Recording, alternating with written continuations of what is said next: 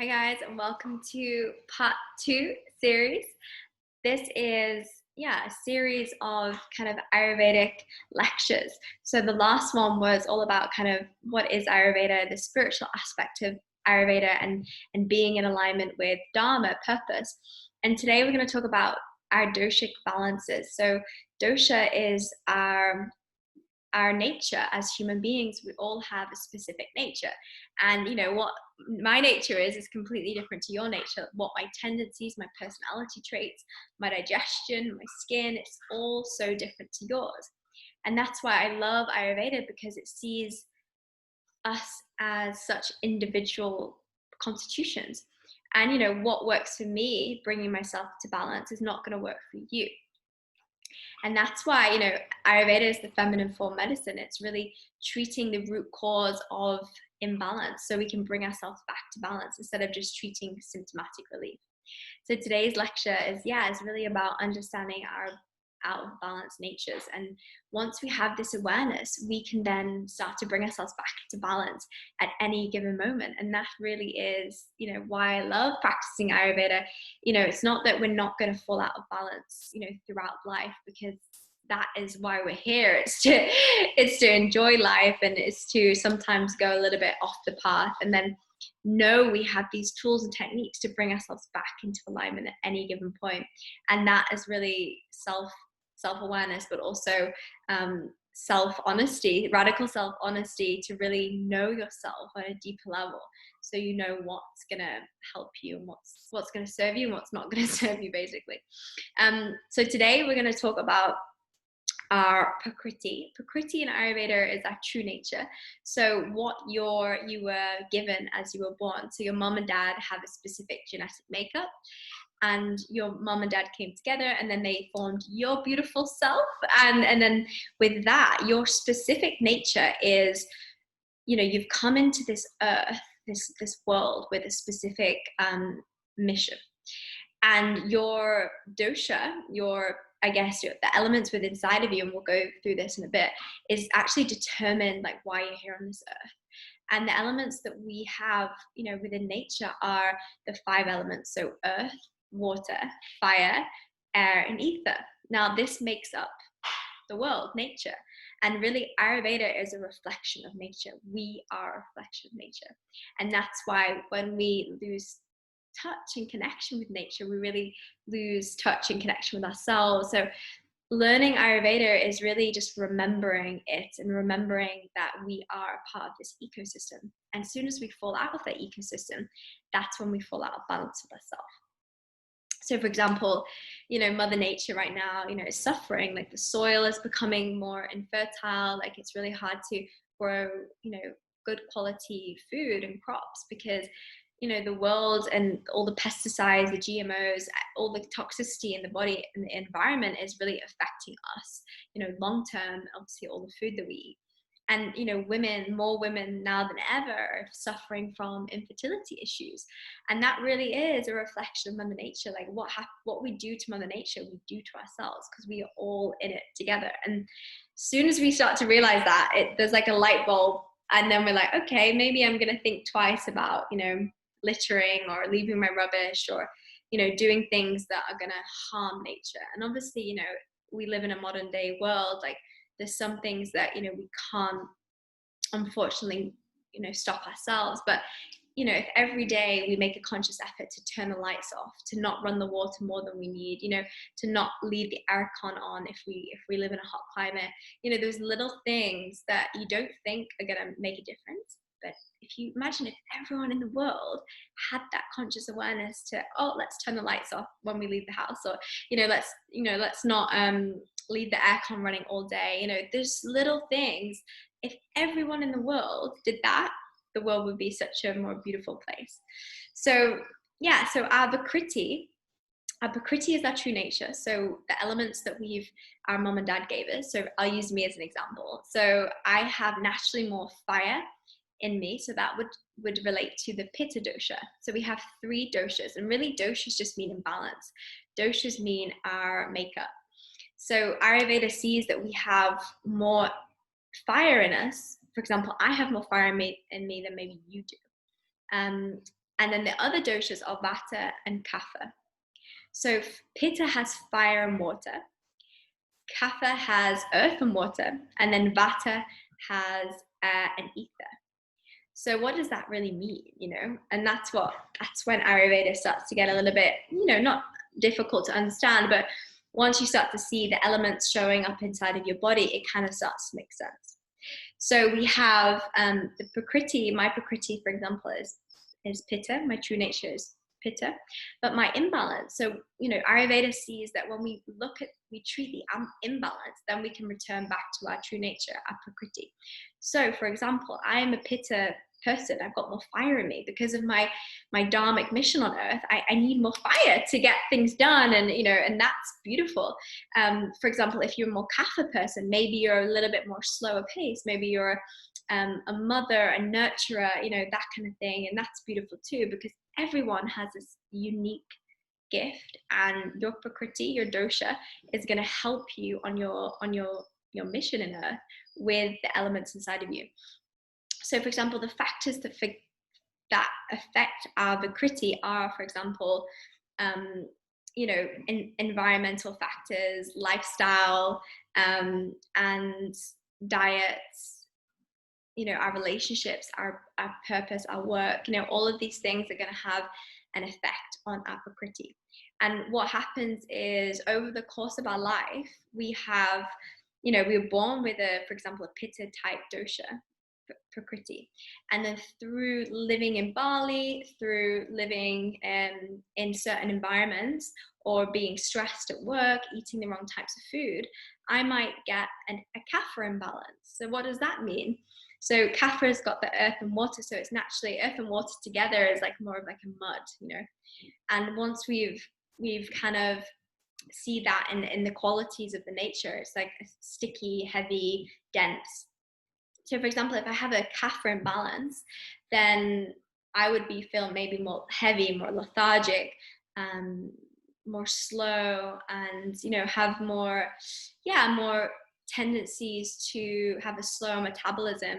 And Kapha is really like a little bit, more of the bigger kind of type characteristics. So what does that mean? Like Pitta type person is naturally more muscular, more athletic looking, whereas Vata type is more slender, and it's harder for them to put on muscle because they naturally have a very smaller frame. Most Vata people, obviously, if they're in imbalance, then they that would change over time. So for example, my Pitta Prakriti, and I have a Kapha imbalance, that means I've maybe put on a little bit of weight, I've let myself go, I haven't been to the gym. So even though I'm a Pitta type person, my Kapha is out of balance. I feel lethargic, I feel heavy, I feel tired all the time. So that would indicate I have a Kapha imbalance. So Ayurveda and the work that I do with my clients is say, okay, look, you have a Kapha imbalance. So, how do we bring yourself back to Prakriti, back to your true nature? So that's really how we start to look in Ayurveda, is how we can see what the imbalance is indicating through the tendencies of your mind, your body, your energy levels, your poo, all of those things that start to change over time. And often not, because we've been out of balance for so long, we forget what it feels like to be fully in alignment with our Prakriti, with our true nature. So when we are in alignment with our Prakriti, we feel energized, we feel healthy, we feel in alignment with our purpose, with our creativity, with our sexual energy. All of these things are so important. And, I notice when my clients are out of balance, I say to them, like, okay, so growing up, what was your natural tendencies? Were you naturally more athletic looking? You didn't put on that much weight, or were you a little chubby kid, like you put on quite a bit of weight? That would indicate you're more of a Kapha type dosha. If you were more Vata type dosha, that's more of the air and the ether element. So when Vata type is in balance, that means that they could have anxiety, they're prone towards sleeplessness, dry skin, constipation, gas, bloating, because they have that dry quality, that dry element within them, more so than Pitta and Kapha. However, you can be a Pitta type person like me, and I go normally, when I have an imbalance, I go towards more Vata imbalance, because that governs the nervous system. So if I've drank too much coffee, if I've not had a regular enough sleep, if I ate too much dry foods like salad, raw foods, cold things, that's going to aggravate, my Vata dosha, because like attracts like. So when we are aggravating a certain dosha, that means it's going to increase inside of our body. And, we may not notice these signs straight away, but over time, they're going to get worse and worse and worse. So maybe you can have a write down, like in a piece of paper, what tendencies do you go towards when you feel a bit out of balance? Have you got more Pitta energy imbalance? Like, this would indicate fire. So hyperacidity, heartburn, aggressive nature, impatience, acne, redness, inflammation in the body. So what else I wrote down? Premature gray hair. This is an indication of, oily skin, balding. You've got so much fire in you. You're burning up your body's juiciness inside. So when we have too much fire, that's not good either. Vata would be constipation, like I said, irregular or missed periods, short-term memory loss, anxiety, insomnia. Kapha, if it's an imbalance, it would be weight gain, lethargy, diabetes, water retention, mucus in the stool, slow digestion, metabolism, and then an emotional will be emotional eating, sadness, depression. So have a write down now, what tendencies do you go towards if you feel out of balance, either Vata, Pitta, Kapha? Write it down now in your journal.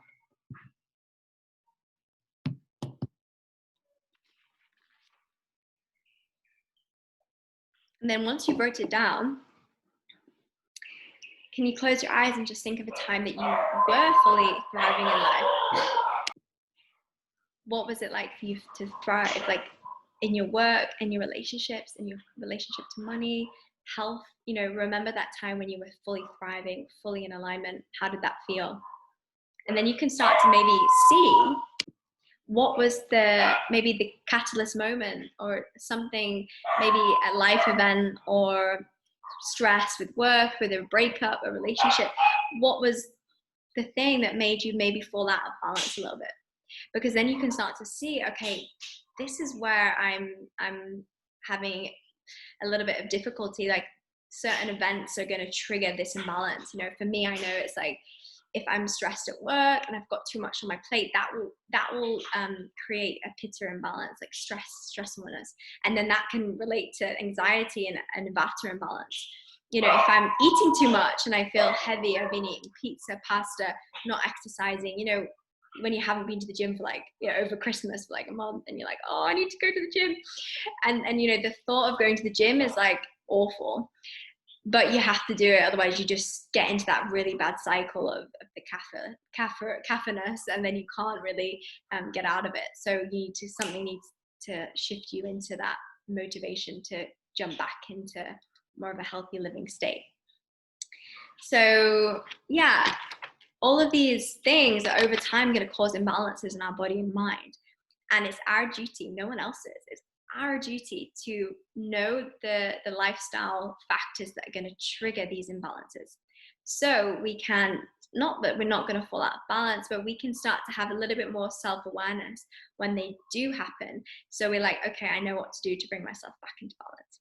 And that really is Ayurveda, and that's the magic. And, I love teaching this with my clients and, helping them come back into alignment through lifestyle practices, self-care tips, meditation, yoga, simple things, mindset tools to get us out of that funk. Sometimes when we're in that self-sabotaging cycle of negative thoughts and we can't get out of it, that's the Vata in us that can cause those fluctuations in the mind. And it's our job to have that awareness to not go down that rabbit hole, which will, can be never ending sometimes. So yeah, this is all about our sympathetic nervous system and our parasympathetic nervous system. So our sympathetic nervous system is when we're stressed and we are living in a survival state. And that is when we are, have more of our lower tendencies come out, our jealousy, our fear, our anger, all of this competitive nature that basically causes more separation. So it's our job through yoga and Ayurveda and other types of practices to help us move beyond those limitations of comparison, jealousy, fear, those lower kind of vibration energies. So we can have more compassion, more generosity, more love. And that's when we're in our parasympathetic nervous system, our rest and digest, when we feel like we can regulate our emotions more easily, and we just feel naturally more in alignment, more with our Prakriti. So this lecture is really all about our Prakriti, our true nature, and our Vikriti, our out of balance nature.